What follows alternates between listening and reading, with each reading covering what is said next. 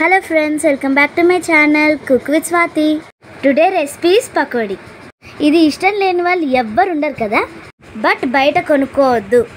Oil అయినా పర్వాలేదు, ఇంట్లో చేసుకోండి. ఇప్పుడు ప్రాసెస్లోకి వెళ్ళిపోదాం. వీడియోలో చూపించిన విధంగా ఆనియన్ కట్ చేసి పెట్టుకోండి. దాంట్లోనే శనగపిండి బియ్యపిండి యాడ్ చేయండి. తర్వాత జీలకర్ర వాము యాడ్ చేయండి. మీ స్పైస్కి తగ్గట్టుగా కారం, తగినంత ఉప్పు. ఇప్పుడు లైట్గా వాటర్ వేసి కలపండి.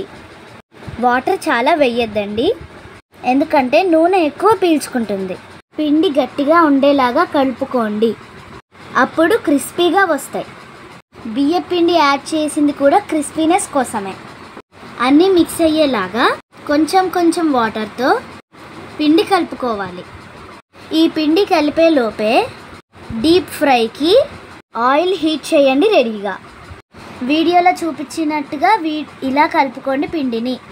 ఆయిల్ హీట్ అయింది. ఇలా ఫ్రీ హ్యాండ్తోనే పకోడీలు వేసేయండి. గోల్డెన్ బ్రౌన్ వచ్చే వరకు ఫ్రై చేసుకోండి. గ్యాస్ ఫ్లేమ్ మీడియంలో ఉంచి ఫ్రై చేయాలి.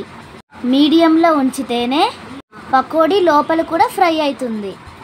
గోల్డెన్ బ్రౌన్ వచ్చాక సర్వింగ్ ప్లేట్ తీసుకొని సర్వ్ చేయండి. వేడివేడిగా సర్వ్ చేయండి, చాలా ఇష్టంగా తింటారు. చూసారా ఎంత మంచిగా ఫ్రై అయ్యారో.